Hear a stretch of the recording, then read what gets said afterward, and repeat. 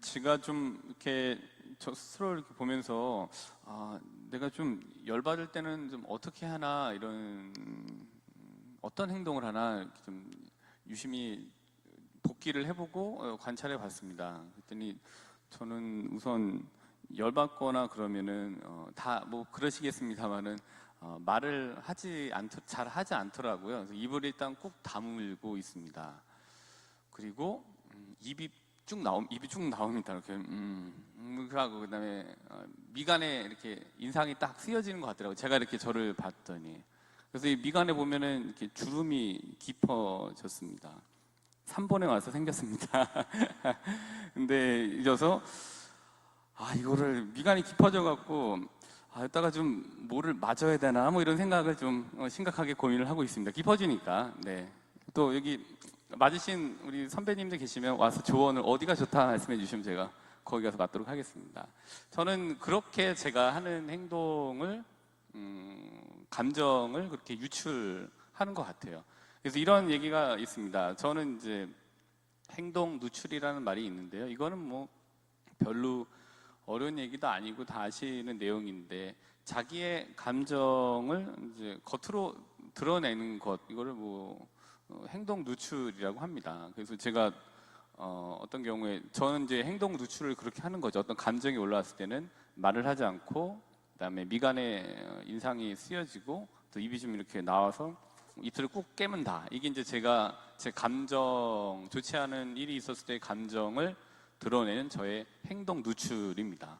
그래서 어떤 분들은 이제 울그락불그락 하시는 분들도 계시면서 본인의 감정에 대해서 행동을 누출하십니다. 뭐 저와 마찬가지로 이제 인상을 쓰시는 경우도 있고요.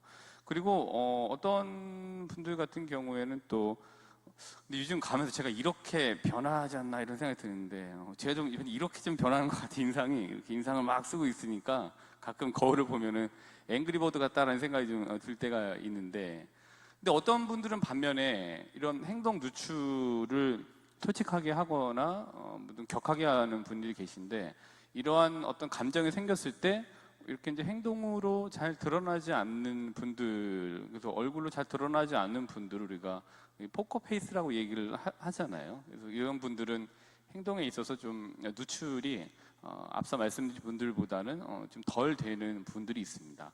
근데 이제 이런 이제 행동 누출하고 관계 있는 게 바로 이 셀프 모니터링이라는 말인데요. 이제 이거는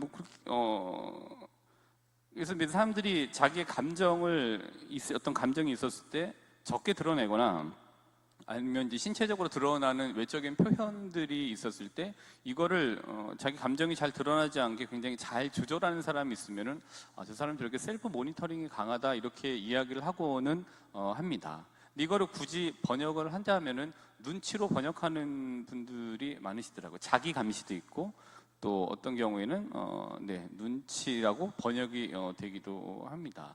그래서 자기 감시, 그다음에 자기 감독, 그다음에 뭐 자기 모니터링 등등의 말로 이렇게 쓰이게 됩니다. 근데 이제 이런 자기 감시 같은 경우에는 이렇게 얘기할 수가 있습니다. 자기 감시 이런 거죠. 그러니까 다른 사람들의 감정 상태에 좀 민감하죠. 그래서 저 사람이 지금 어떤 상태에 있을까? 그리고 자기가 어떤 말을 했을 때 저 사람의 표정이나 그런 행동 누출을 보면서 저 사람이 지금 어떤 상태에 있을까라는 등등의, 그래서 그 상태나 상황에 뭐 어떻게 적절하게 그 표현이나 이런 것들을 조절하게 되는 게 만드는 게 자기 감시라고 이야기를 하고는 합니다.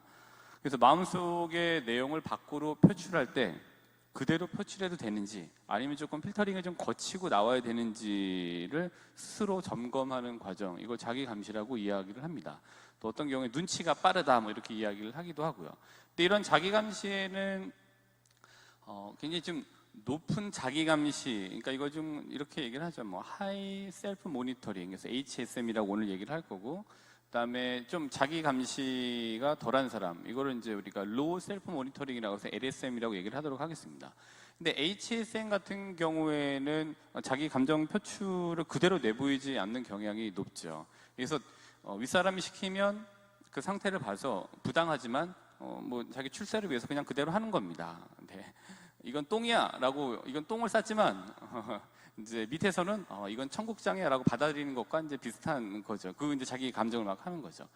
그 다음에 이제 LSM 같은 경우에는 속마음을 그대로 표출하는 거죠. 이런 경우에는 관료제에서 살기가 좀 상당히 좀 어려운 것 같습니다. 자기 감정이 좀 솔직한 분들은 사업하시는 게 맞는 것 같고, 대신 이런 이제 이 관료제로 들어갔을 경우에는 이 항명할 수 있는 이 노지들이 높기 때문에 좀 어렵게 되죠. 그래서 자기 감정을 좀 솔직하게 표현하게 되는 거죠. 그래서 어떤 게 예전에는 HSM, 그러니까 지나친 자기 감시를 잘 하면서 윗사람의 말에 잘 따르고 했던 사람이 좀 성공할 수 있는 성공 방정식이 좀 많이 통했던 것 같고요. 뭐 요즘도 그렇겠습니다만은, 근데 요즘은 LSM 같은 지나친 자기 감시를 하지 않고 솔직하게 자기 감정에 충실하면서 본인이 좋아하는 걸 하는 사람들이 또 성공하는 길들이 열려있는 시대인 것 같기도 합니다. 그럼 나는 어떤가? 저도 봤습니다. 그럼 본당 신부는 어디에 있을까? 근데 이제 신부라는 거를 종교인을 직군으로 놓고 봤을 때, 종교인이라고 하는 직군은 조금 HSM에 가까운 이거를 해야 돼요. 감정을 이렇게 다루는 일을 하는 직군에 있기 때문에 좀 하이 셀프 모니터링을 잘 해야 돼요. 그래서 어떤 일이 있었을 때 조금은 포커페이스 같은 면을 유지하면서 또 상태나 상황을 잘 보고 얘기를 해야 되고, 저희도 주교님 눈치를 많이 보지 않습니까? 그래서 주교님이 어떤 상황이 있나 이 상태를 이제 보고서 마치게 되고, 저희도 굉장히 좀 이 관료적인 부분이 굉장히 위계 질서가 강한 데이기 때문에 그런 면들이 있죠. 그래서 본당 신부들은 자기 감시를 잘 해야 됩니다. 신자분들의 상태를 보고 말씀을 드려야 되고, 또 소신 있는 소신 발언도 해야 되지만, 되게 평범한 본당 신부들은 본당에서 평범한 사목 활동을 할 때 신자분들이 하시는 것들을 잘 관찰을 하곤 합니다. 근데 물론 지금은 이게 더 높아진 것 같은데, 이전에 우리 어른 신부님들, 막 외국 신부님들 계시던 60년대 막 이런 때는 그 신부님들이 막 고해성사 보시다 보면은 혼나기도 막 하셨잖아요. 그러니까 그냥 솔직하게 감정 표출을 막 하시는 거죠. 그때는 좀 그 신부님들 같은 경우는 LSM에 좀 있으셨던 것 같아요. 근데 지금은 잘 해야 되는 저희 직군에 제가 있는 것 같습니다. 근데 이런 자기 감시가 지나칠 경우에는 좀 직무적으로 그러니까 직무적으로 봤을 때 스트레스가 좀 높을 수 있는 것 같아요. 왜냐면 항상 좀 상태를 좀 보고 이렇게 해야 되니까. 그리고 너무 거기에만 맞추다 보면은 직무적으로 좀 탈진이 올 때가 있는 거죠. 그래서 저희도 뭐 사목적인 스트레스가 있을 때 있고, 어떤 경우에는 지나친 걸로 인해서 이제 사목적 탈진이 올 때가 이제 있습니다. 그러니까 지나친 자기 감시는, 하이 레벨의 지나친 자기 감시는 이렇게 본인의 어떤 경우에 굉장히 좀 이 감정적으로 굉장히 소진되게 만들어서 탈진이 오게 만드는 경우가 많은 것 같습니다. 그래서 자기 감시가 높은 사람의 관심은 많은 순간 상대에게 가 있다라고 보여지기도 합니다. 그래서 거기에서 나를 방어하기 위해서, 내가 어떤 감정이 있다라는 것을 잘 드러내지 않기 위해서 이제 그렇게 생각하지 않지만 잘 포장된 가면을 써야 되는 경우가 생기게 되죠. 그러다 보니까 내가 원하는 삶이 아니라 남이 나에게 원하는 삶이나 남이 나에게 기대하는 삶을 살아가게 되는 경우들을 발견하고는 이제 합니다. 물론 감정 노동을 해서 생계를 유지해 나가고 발전시켜 나가는 분들에게는 이런 말씀 드리는 게 조금 누구의 말처럼 사치스러울 수도 있겠습니다만은, 지나친 자기 감시는 조금 좀 레벨을 좀 낮출 필요가 있는 것 같아요. 그래야 좀 적당히 해야 될 필요가 있는 것 같습니다. 그래서 왜냐하면 이제 나를 잃어버리게 만드는 수 있는 가능성이 높으니까, 나를 잃어버리게 만드는 지나친 어떤 성공 위주의 자기 감시는 그때 쌓여진 이 감정의 이 쓰레기들은, 아니면 감정적으로 해소해야 될 해소물들은 어디에선가 해소를 하고 배설을 하셔야만, 감정적인 쓰레기를 배설을 하셔야지만이 해결이 되죠. 그게 안 될 때는 이상한 곳에서 좀 기형적으로 좀 왜곡되게 나오게 되는 거죠. 그런 경우들 아마 겪으시게 될 겁니다.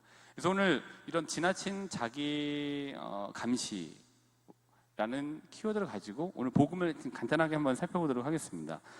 오늘 이제 마태복음 18장 19절부터 22절인데요. 이 영역은 좀 이렇게 한번 볼까요? 네, 용서라는 부분이죠. 첫 번째로는 21절하고 22절을 먼저 보도록 하겠습니다. 18장 21절부터 21절을 저희가 용서의 영역, 이건 좀 어느 정도 본인의 영역인 것 같아서 본인의 영역으로 두도록 하겠습니다. 그래서 한 개인에게 용서란 건 뭘까? 이렇게 좀 나눠봤습니다. 그러니까 한 개인에게 용서라고 하는 거는 이런 것 같습니다. 그러니까 본인 스스로와 합의된 심적 공간 확보에 따른 용기 있는 결단을 한번 용서라고 좀 생각해 봤습니다. 근데 여기에 심적 공간이라는 게 마음의 공간인데, 그러니까 여기서 지금 보는 심적 공간 확보된 심적 공간은 어떤 거라고 생각이 드냐면은, 그러니까 이전에는 확보되지 못했던 것들이에요. 근데 이전에는 그렇게 생각하지 않았는데, 어떤 이제 계기로 인해서, 그래, 이렇게 한번 해볼까? 내가 저 사람을 좀 수용해 볼까? 한번 받아들여 볼까? 라고 하는 이 본인 스스로와 합의된, 즉, 내가 나 스스로와 합의하자고 결정한, 그래, 이렇게 좀 받아들여 보자, 수용해 보자 라고 내가 나 스스로와 합의된 마음 발생 지점, 그걸 용서라고 좀 볼 수 있게 되는 것 같습니다. 그러니까 이전에는 이제 시도하고자 하는 마음조차 없었는데 그게 이제 어떤 결정에 의해서 발생하게 된 거죠. 근데 이제 이 시도하고자 하는 마음 발생이라는 심적 공간 확보 이후에는 그것과 함께 용기 있는 결단이 있고 거기에 맞춰서 좀 실행으로 이제 옮겨져야 되는 거죠.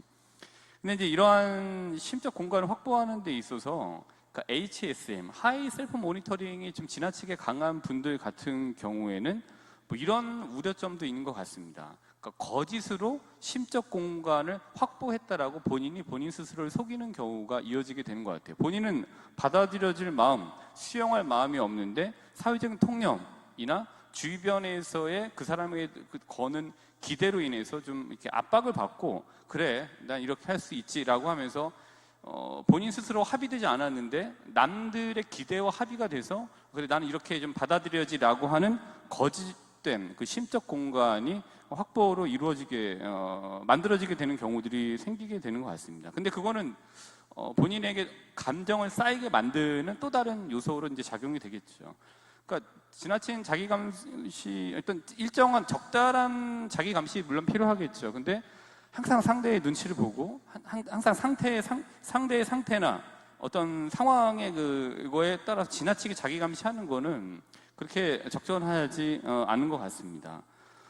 저도 마찬가지인 거죠. 본당 신부도 신자분들의 어떤 상황이나 상태나 분위기나 이런 것들을 잘 살펴야 되지만 너무 지나치게 소수에게만 막 이렇게 하는 것들에 대해서 견디지 못하고 대다수의 것들과는 좀 동떨어진 것들에 너무 신경을 많이 쓰다 보면은 본인이 내려야 될 과감한, 필요한, 꼭 해야만 하는 사목적 결단을 내리기가 굉장히 어려운 상황들이 생기게 되는 거죠. 뭐 저의 경우는 그렇습니다.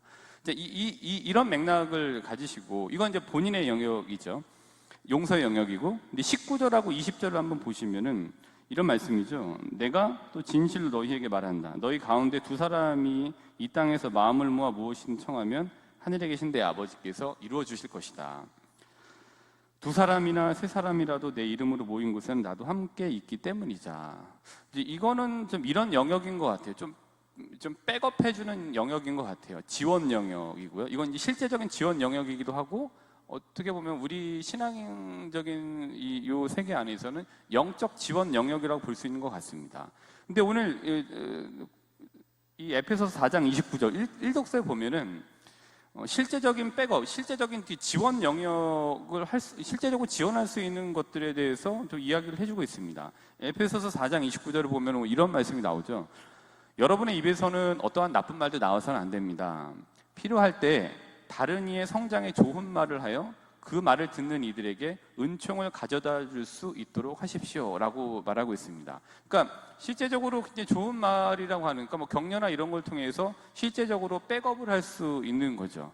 근데 이게 이제 실제적인 백업 영역이고, 또 오늘 두 번째로 좀 볼 수 있는 거는 실제적인 내가 백업이 좀 어렵다, 보충하거나 지원하기 어려운 상황이 만약에 어떤 경우에 있다라고 한다면은 내가 알고 있는 아니면 내가 알고 있는 그녀를 위한 영적인 지원 영역인 기도의 영역으로 이제 들어가야 된다라고 얘기하는 것 같습니다. 그래서 그를 위해서, 아니면 내가 알고 있는 그녀를 위해서 미사 지향을 두고 미사를 봉헌하고 묵주기도나 이런 것들의 지향으로 삼고 또 화살기도를 해주는 영적 지원 영역이 바로 우리들이 해야 되는 영역이죠. 이 영적 지원 영역을 통해서 이 용서의 영역인 21절부터 22절로 한번 다시 돌아가 보면은 이전에는 어떻게 해보자, 수용을 해보자라고 하는 나 스스로와 합의된 그 마음 발생 지점에 가지 못했지만 이러한 누군가의 기도가 내가 가지 못한 그 마음 발생 지점으로 갈 수 있도록 도움을 주는 거죠. 그게 이제 하느님께 하시는 기도의 이유이기도 합니다. 그래서 오늘 여러 가지 말씀을 드리긴 했습니다만은 이번 한 주간은 이렇게 한번 보내시면 어떨까 합니다. 개인적으로는 밖으로 지나치게 정향된 자기 감시의 수위를 한번 낮춰보시면 좋겠습니다. 그리고 또한 지나친 행동 누출로 주변을 어렵게 만드는 자기 자신을 발견하신다면 그 수위 역시도 한번 낮춰보실 수 있는 심적 공간 확보를 한번 해보시면 좋겠습니다. 그리고 이로 인해서 어려워하시는 분들이 혹여 주변에 계시다고 한다면은 우리의 영적 지원 영역인 미사와 기도로 백업을 한번 해보시겠다는, 또 한번 그거를 시도해 보시는 의미 있는 한 주간이 되실 수 있도록 미사 중에 결심하시면서 올 미사를 정성껏 봉헌해 나가도록 합시다.